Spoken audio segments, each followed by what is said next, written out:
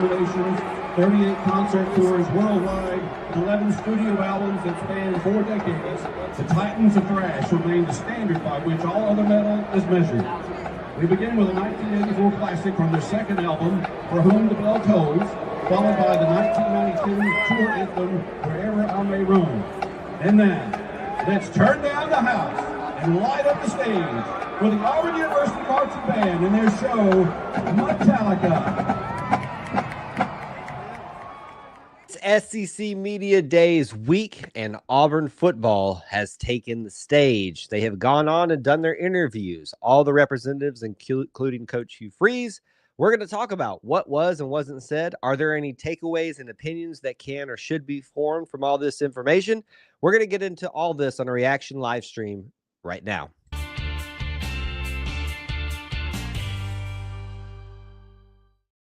War Eagle, and welcome to another edition of E2C Network Live, where we get together, we sit down, and we talk about the Auburn experience. That Auburn experience is all about a few things: Auburn sports, Auburn culture, Auburn family stuff. You know the drill. If it's orange and blue, it's what we do. So thank you so much in joining us in what we're going to be doing today in a live stream reaction show to Auburn at SEC Media Days 2025. I know a lot of you use this as the marker that talking season officially can begin, although plenty of you have been talking, and content creators as well, throughout the offseason to get us through those glorious days of fall, really summer still for some of us here in the Southeast, for college football starting for the 2025 season. It has finally arrived, one of the benchmarks that we are almost there. And folks, let's get to talking about college football and Auburn football. So here's what we're going to do on this live stream. If you've never joined us before for one of this, I use a lot of what you say in the chat. So jump on in the chat. Let us know that you're here by smashing the like button and letting us know where you're watching from. Post comments, questions, topics. I might even be a little bit generous and give you the opportunity to call in today. We'll see if there's any interest. If anybody wants to shout it out in the chat that you'd like to call in, you might be able to persuade me to give out the call-in link for this particular show. No promises, but we'll think about it. So that's what we want to do. We want to hear from you, what you want to discuss. Thank you so much for being here today. So many of you are already checking in with us to talk about Auburn and SEC Media Days. Listen, this is we're gonna do our best to give you a comprehensive look at what was and wasn't said, and talk about everything that's been talked about for Auburn, whether it was today by the Auburn folks or otherwise as well. Usually when you have SEC Media Days, all of the media pundits are looking for little sound bites, and so they'll ask other teams certain questions too to try to kind of get things going in the right direction, for the content. Do it for the content. So we can discuss some of those things. As long as it's related to Auburn football, SEC Media Days, it is fair game here today. Also, let me give you kind of a warning. This isn't really going to be a prediction show. You are more than welcome to share your predictions in that. That will be coming up in the near future. But what we can do is talk about what maybe it should be our takeaways from what was or wasn't said, or what we saw at SEC Media Days 2025 for Auburn football.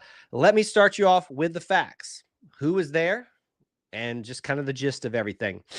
Connor Lew, Keldrick Falk, Jackson Arnold are your player representatives for this year's SEC Media Days. Most of you know that already, and it should come as no surprise probably that Jackson Arnold was named there. That, I think we can break down why that is in just a second. Connor Lew was a very obvious choice, I think, for this too, given how much he has implemented into the team, the scheme, as he has grown from true freshman playing significantly, true sophomore, now true junior. And Keldrick Falk is probably the biggest surprise of the last week getting selected, not because he doesn't deserve it, but you just don't see people repeat all that much. Although we shouldn't be surprised when he went as a true sophomore, which is a rarity for Auburn and SEC Media Days. But that just speaks, I think, to the importance of Keldrick Falk to this football team. So let me start off, and I'll start taking some of y'all's commentary from this too with some of that. We all know that most people talk about what the coaches said and stuff, but we do need to talk a little bit about the players that were representing Auburn and talk about what they said. I just got to say this about Keldrick Falk. He has quickly already, if not already, been my favorite player for this team upcoming this season. I've been a big fan of his since he arrived, the way he carried himself, even as a true freshman. And I think that is being reflected in obviously what his teammates continue to put him in a position to be a leader for this team. He opened up today a lot how he has tried to lead by example, but now there is a lot of need for him to be a vocal leader as well. And I think if you watch how he talks, you could probably see how he's more of a do follow my lead, not necessarily what I say type of guy. But he is definitely coming into that role very nicely, it looks like, and you can understand why he was selected twice now, 2 times in a row for SEC Media Days. It might be the last time that he gets the opportunity to do that if he has the type of season that people are thinking about. So while it is a surprise in that sense, it shouldn't come as much as a surprise when we're just talking about Keldrick Falk. Jackson Arnold. I think obviously you have your confirmation. If you are still doubting who's going to be the starting quarterback as of this moment, this is your confirmation today. You don't typically send your second string quarterback to represent the team. I'm not saying it's never happened before, but I also would think we can all look at the landscape of everything that has been said, hasn't been said in regards to who's going to be the starting quarterback, and look at him being there representing Auburn today and go, seems like we got our starting quarterback. So for those of you that were hoping for a little bit of, I don't know, a little bit of intrigue, I think you can probably push that to the side right now. I know a lot of you are really excited about Deuce Knight, and I am as well, but you really need to get behind Connor Lew, yes, but behind Jackson Arnold as at quarterback and have his full support going forward and not be wishing on a falling star that somehow your favorite player, maybe Deuce Knight, can start over him. He's your guy going forward until something changes, and thus he deserves your full support, whether he was the starter or not. A lot of you have already talked about this here today and thought it was interesting to see how well he carried himself. Talked about how he interviewed really well. One of the funny things that he talked about was asked to compare, being from Oklahoma, the Red River rivalry, or, which is so hard to say, the Iron Bowl rivalry. And he's only just now getting ingrained in it. But here we sit today with him at least kind of giving an opinion. And, you know, he's going to say the right thing, that's the better rivalry. And he echoed as much, but he would probably say the opposite way if he was still at Oklahoma or if he was at Texas or things like that. They're the two greatest rivalries in the SEC, I think, when you break it down, in terms of notoriety. That'd be the Red River rivalry and the Iron Bowl. But the Iron Bowl certainly takes the cake. Jackson Arnold said it himself. I also liked how Jackson Arnold talked about his approach to earning the leadership role. He talked about in some interviews today about how he needed to earn the right to be a leader.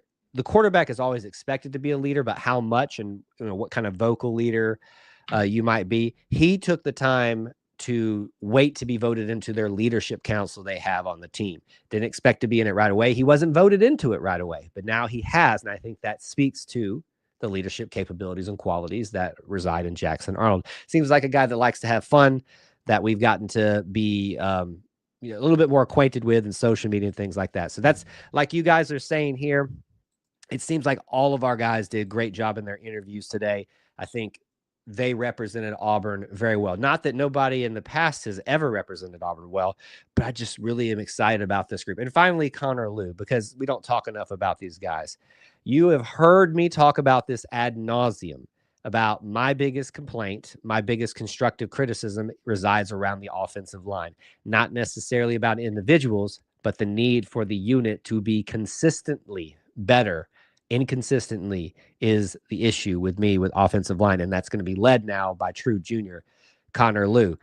The thing that I noted from him watching his interviews, he just looks like a grown man now. And not that he didn't necessarily look like he didn't belong before, but to me, when I see Connor Lew now in his interviews, I saw a guy that's just ready for this moment, ready to be the face of the offensive line, circa Reese Dismukes, feeling some angles like that. He had that center position locked down forever and really made it his own for a long time. So I like the way that he represented himself, talked about the relationships between him and other players today. Really, really enjoyed that. So those are some things from the players that stuck out to me today. I really want to continue to dive into that. If you all have something that you'd like to discuss from that, we can bounce around a little bit. But we also want to talk about what the coaches said and what they think and go from there. Now, I have my entire notes from the SEC Media Day's main press conference with Hugh Freeze. They do a sit-down one as well. They do individual ones. So there's going to be snippets from all different podcasts and places. So what we are referencing in our particular notes here are on our Twitter account, X account, whatever. You can go online and follow along if you like. And I probably misspelled some things. So if you'd like to critique me on that, you are more than welcome to as well. Please be kind. But here we sit today, kind of giving you the gist of that. He opened up talking about the Auburn fan base and how much he values it, and even went on to say that he values it not just for the football team, but how they express their support across other sports as well, and shows that it's not just a football thing, that this truly is an Auburn family. He's used a lot of language in this talk and others about the makeup of this team. He really likes this team. I don't know that he's used the word favorite, but that is kind of where we're heading, and says that the third-year roster is very much better. Talked about the qualities of the three guys. We've already gone into how much I think about them, and most people think about them as well. It talks a lot about feeling confident with the new pieces to fix the issues that were out there. He was asked about Alabama and Georgia and what's the edge that they have this year over them, if any, and he talked about playing at home. JHS is a nightmare, as Nick Saban himself has said before, and talked about the advantage of having both of those games in the same year at home. Oh, let me park it here for a second. Did y'all catch this about the psychological or the mental test, personality test, whatever you want to call them? There was a lot of talk today about the assessments or tests that players, and to my understanding, if I heard correctly, the coaches were required to take, including Hugh himself, to kind of figure out how to build this culture to the best possible peak that it can be, how to make all the pieces get together, which leads me to my buzzword for SEC Media Days, and that is assessment. That is the buzzword that I have that stuck out to me. It wasn't really said. I guess it was said in a psychological assessment or something like that. But to me, I heard the word assessment ringing true from coaches to players through people's assessments of the team, that this was a year that everybody took stock of what wasn't working and finally tried to dig deep individually as a team into what they can do to make this year finally be one in the win column. So they talked a little bit about that. It talked a little bit about how Alston has the running back room, and they're excited about having Darrell Robinson, but it doesn't think that people have gotten to see or appreciate the full potential of Damari Alston. And of course, that's going to require help from the offensive line and production and protecting the quarterback to help that running game. Most of you have probably seen the Lane Kiffin shenanigans, as we always get. He's been online stirring things up with the whole golf narrative and having fun with that. I personally think it's hilarious because it's kind of sad at this point that we live so rent-free in Lane Kiffin's head. And it looks like he and Lane still have a pretty good relationship, and that's all meant in good fun. And you got to appreciate a man taking whatever advantage he can get and running with it and playing with it. I really don't have a big deal or make a big deal about that. So there's a bunch of other things that we could run through here, and I may even come back to a few of them in a little bit. But like I said, I want to hear from you all what questions you have, what's on your mind, what do you think about what was or wasn't said today. And I think I will be generous if it'll allow me to do so here. I am going to put in the chat a call link, and we can take very quick calls today for you to come in and say hello and maybe talk about something in detail that you want to talk about, or just point it into the chat. Oh, that is the wrong thing, by the way. Let me make sure that is let me take that one out of there. Oh, I think it actually was correct. There we go. We're just going to put that one back in the chat for you guys to make sure that we actually get the correct StreamYard link. It is there if you want it. We're not going to make a big deal about our announcement, but if someone would like to call in and talk about things in any detail, certainly drop that in here today. Going back to what Devin says, there was a lot of the whole no red thing in the Auburn facility was hilarious. I mean, that's what it should be, right? There should be no ounce of red, any shade of it. There's enough red in the SEC as it is. Too many rivals wear that. So I think that's a good thing. And certainly I think Jackson's probably had to change his wardrobe coming from Oklahoma with a little bit of red in that. So it'd be really interesting to dive into Jackson's mind and truly dig into what he thinks about this rivalry so far, but he's not going to even grasp the whole of it until he gets to that day in November and truly dives into the ferocity that comes with the Iron Bowl. Let's talk about the golf. Okay. I recognize that there is a lot of conversations around the golf, and whether you've seen me talking about it or not talking about it here, anywhere else, I want to reiterate this. We're talking about golf.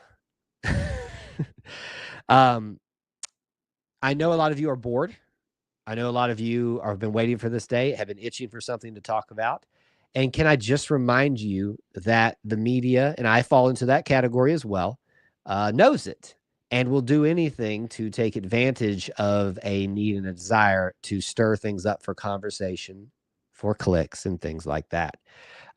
Is it the most encouraging news to hear that your head coach is very good and playing very often? I mean, if you choose to take it that way, sure. It's not the most encouraging thing in the world to hear, especially when you have that news suddenly broken in the middle of a conveniently, in perception-wise, difficult time for Auburn recruiting. Herb and Raj know. We need the clicks.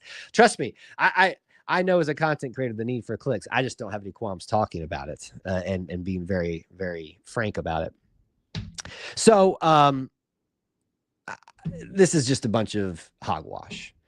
If you are fretting about golf, I need to hire you, and I can't hire you. I got plenty of work over here at E2C Network. You could be spending your time doing more productively than worrying about what your head coach plays golf. And I've said this, not calling out any names. I've got some really good friends that I value their opinions on a lot of things, and but they're very wrong in this snare. Their criticism of Hugh Freeze, and they've been on this train about the whole golf issue and things like that. It's just, why are we spending time worrying about this? You need to recognize that there is a group of people out there that just do not like Hugh Freeze or trying to take advantage of any moment to dig into that. And your rivals are too. Herb and Roger here is Alabama podcaster guys. And I don't fault opposing fan bases, opposing media for taking advantage of that opportunity. We do the same thing here. So all that to say, don't buy into this story. And it's not that you don't buy into the story, because it's not, somebody did the research to correlate on things. But if you've been sold, if you've not done the research yourself to ask the question, why is this story coming out right now? Could it be because it's the time of year? Could it be because there's some animosity building towards Hugh Freeze and it makes sense? Let's just throw that in there too. It could be. So all that to be said, I didn't want it to be not addressed here today. Neil, as far as I know, there was nothing addressed today about DJ Barber. However, he has been kicked off the team. So I don't think that there is going to be any news. Now, if you've missed that, that was my last understanding. DJ Barber is, there you go. He just discovered it too. So yes. So I think I don't think it was asked anywhere, but once you dismiss someone from the team publicly, it kind of answers itself. No offense to DJ Barber, but he really wasn't at this point in his career at Auburn factoring in majorly to the rotation at this moment. It may have changed this year, and it's a shame if that's the case. But unfortunately, that was not one of the topics today that I think came up a lot, but it can get missed from time to time. It's one of those stories that, when the story comes out, you kind of just say it and move on from it. And it was just a sad situation all the way around. What else on y'all's mind do you want to talk about from SEC Media Days? Again, this is just an initial reaction, discussion, the beginning of processing what was or wasn't said. If anything else stuck out to you from today, from what Connor Lew said, Jackson Arnold, Keldrick Falk, Hugh Freeze. We've already addressed the other side of this equation, where Lane Kiffin had some things to say when asked about Hugh Freeze and Auburn, and he loves to play coy and all of that said. He's just it's just very interesting. Devin asked, didn't hear many, if any, questions about recruiting. My understanding of that is a lot of those questions were addressed the night before at I think it was part of their ambush. No, it's not ambush anymore. Is it called? It's the summer series they do where they go around to major hubs and talk to alumni, to fans. It's usually a paid event thing that you can go to. I've never had the privilege to attend it yet as a fan or a media person, but a lot of those were asked last night. I would also encourage you not to worry so much about the recruiting stuff right now. I think a lot of people are making a big to-do about nothing. What I will say is that Kenyatta Watson, the director of recruiting for Auburn, said it best, and I'm just kicking myself that I didn't think of this statement. It is a marathon, not a sprint. If you're freaking out about the sprint, you're forgetting that it's a marathon. Rankings and stars only matter on social media. They do not matter in the grand scheme of things. So I would spend much less time worrying about what's happening right now and worried about in the recruiting space and just letting the pieces fall into that. Neil says that there's plenty of time for recruiting, players jumping in and out of the portal, all that stuff. There's this nebulous concept about August 1st being a big day. I think a lot of fans and people on social media are starting to build that day up as like there's going to be all of these commits on August 1st. And I would highly, highly suggest that you not build that narrative up for yourself and for others right now. Not because it's not going to happen. I'm just saying, I think that is being misconstrued and not said. And I think certainly it could. Most of the questions have been answered. They're just waiting. Everybody's kind of playing positional chess right now, trying to figure out where they should position themselves to make the most moves when August 1st comes around. I don't think there's much more that you can say on it at this point. We brought that up earlier, Neil, about the personality test was the most interesting topic I heard talked about today. I would agree with you. I think the personality test, that was probably, and that's why I got to my buzzword. I don't know if you were here for that. The assessment was very intriguing, and I'm very encouraged by that. You hear me say this a lot on content. I say, don't overreact to things or make things more bigger or smaller than they actually might be. But to me, if I'm going to like pinpoint something today and go, that's very interesting, that is it. These personality tests, it just screams of self-assessment, not just of assessing the players, but assessing himself as a coach. People want to talk about all the bad things about Hugh Freeze and his past and things like that, but they'll just completely ignore when the guy is very humble and open and will talk about, I need to change. I need to do these things better. Here's what I'm doing to make sure that I am making the changes I need to make within myself. And he talked a lot about that with the assessments, how they're being utilized for the players, but not just for the coaches. So it's a great point to bring up again, Neil. Let me talk about this here today. It is a small window of a nugget of something that was discussed today in SEC Media Days. I believe it was Keldrick Falk's interview. Have you all finally started listening to me when I've been warning you, telling you that the Georgia game is about to become a thing of the past? Meaning an annual game. I don't think y'all have all processed that. And today, Keldrick Falk was fielded a question about the scheduling and stuff like that. And how would he feel if Georgia was no longer an annual game on the schedule? And his reaction was great. It's probably the best reaction. He's like, what are you talking about? Like, that's an option? Like, that we can't have that happen. We got to play the Georgia game. As the scheduling is right now, here you go, Devin. I know we talked about this a little bit in our Discord pre this show. As the scheduling is set right now, it works out perfectly to hold one regular rival for the SEC with 8 games and rotate through the other, what does it be, 7 each year, because there's 16 teams, right? You're out of the equation. You hold one every year, so that's your first team every year.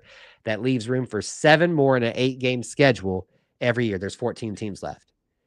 It's a perfect model if you don't have secondary rivalries like Auburn and Georgia, which are great, that you'll miss out on every year, because you get to see everybody in a 2-year stint, home and away. Every 3 years you'll see them essentially.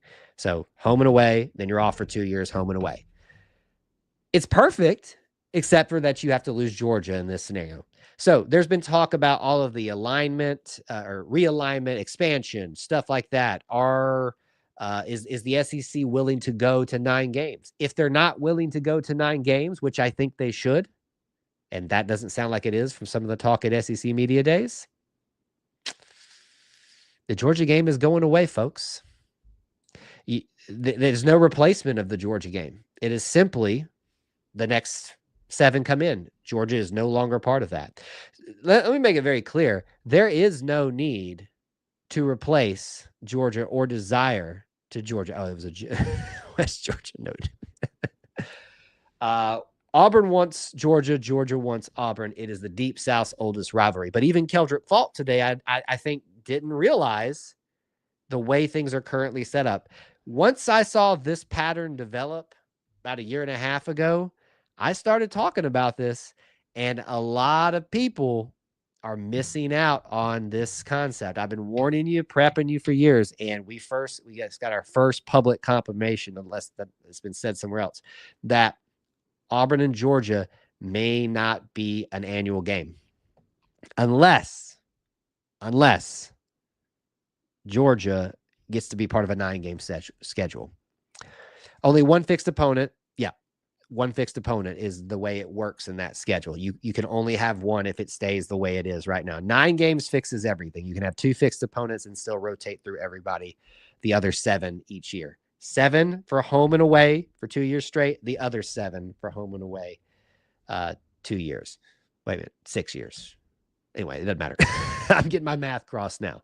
You can't have 2 regular season rivals or games every year. And it's going to be a shame, a crying shame, if that is not going to be a reality.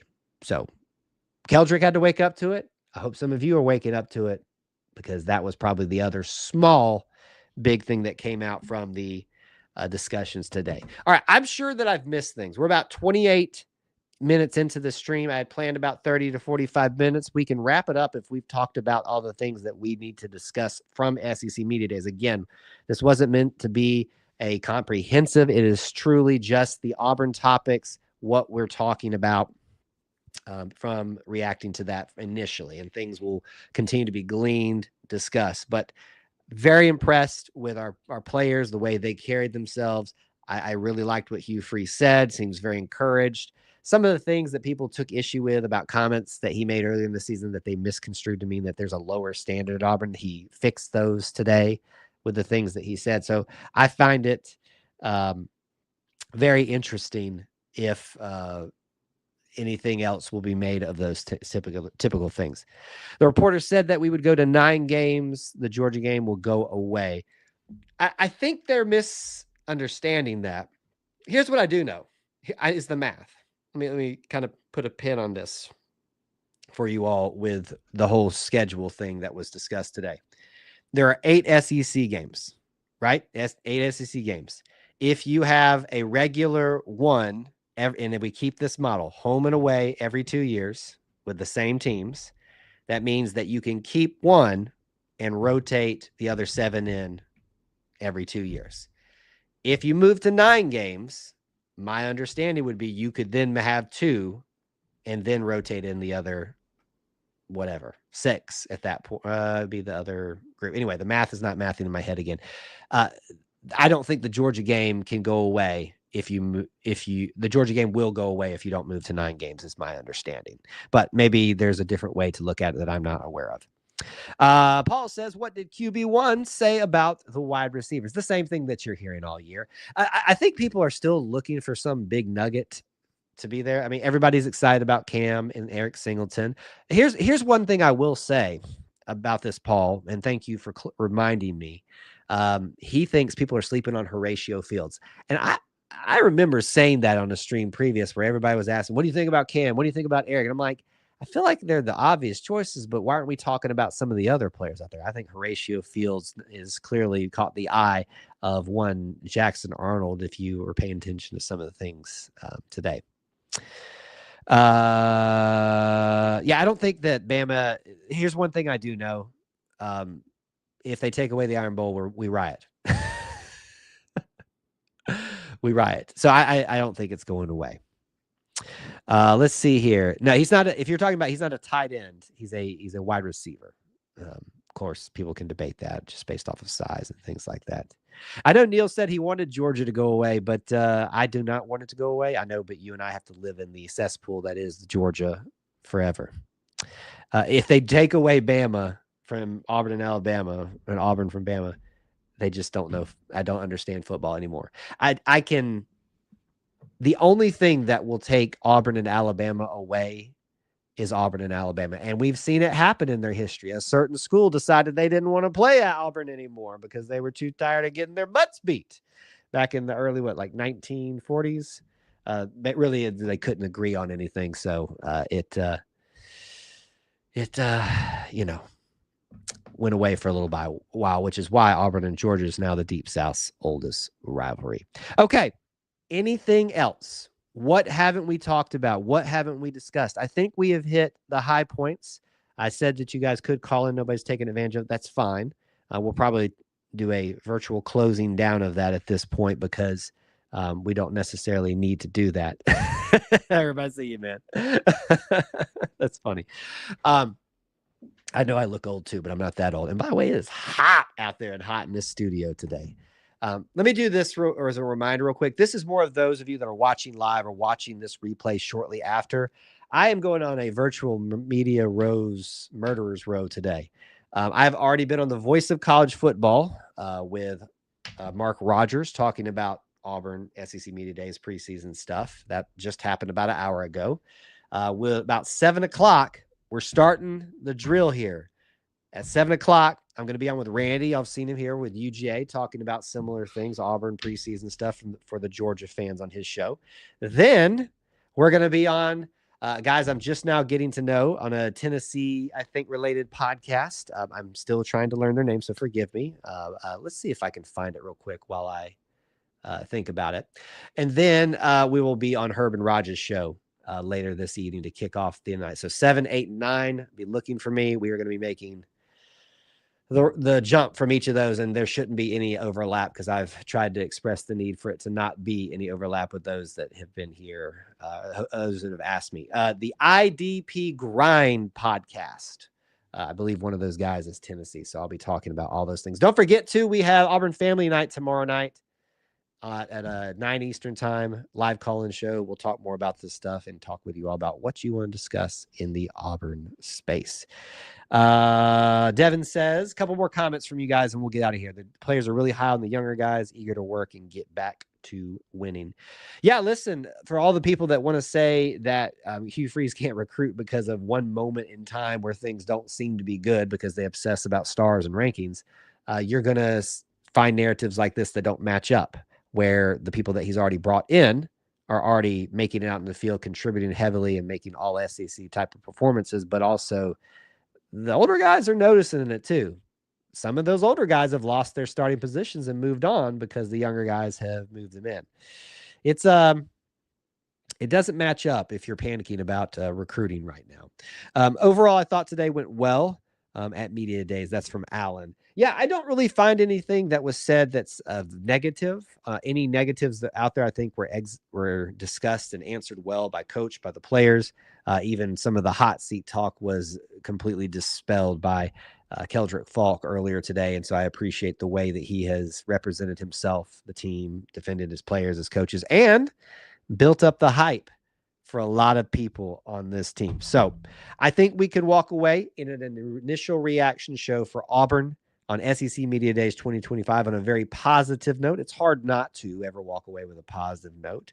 I wouldn't take any big, bold statements, but the buzzword for me is assessment, accountability assessment across all facets, coaches within themselves, players within themselves, and across the board. It seems like we are heading in the right direction in terms of figuring this thing out and getting the problem fixed that we set up for ourselves 5 years ago. You knew that I was going to get that in.